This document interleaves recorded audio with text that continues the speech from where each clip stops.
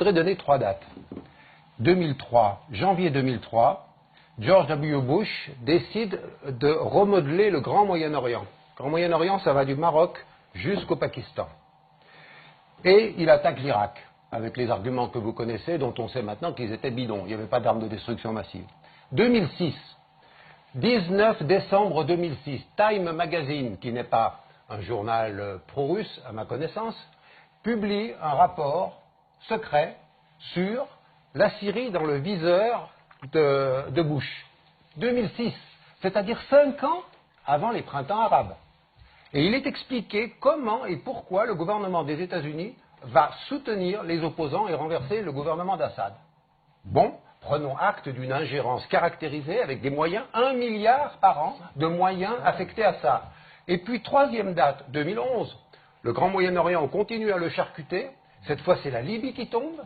C'est les Français et les Britanniques qui se mettent en première ligne. Et dans cette même période, on commence un nouveau programme sur la Syrie, du côté des États-Unis, pour armer les combattants.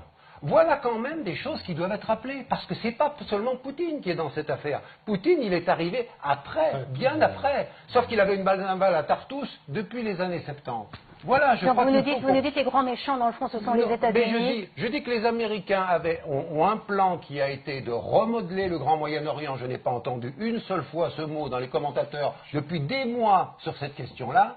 Et ce projet, c'est un projet de prise du pouvoir et de faire tomber tous les États qui étaient bassistes, indépendants, tortionnaires, on est d'accord, mais avec un chaos beaucoup plus grand depuis qu'on a dégommé Assad, dégommé Kadhafi et qu'on essaye de dégommer Bachar, on a effectivement beaucoup plus de morts et beaucoup plus de réfugiés et beaucoup plus de drames humains. Voilà le résultat. Donc il faut quand même que vous soyez cohérents avec vos postulats de départ. Est-ce que vous soutenez ce projet-là, ce dessin-là, ou est-ce que vous considérez, comme moi je le considère, que toutes les ingérences ont été négatives?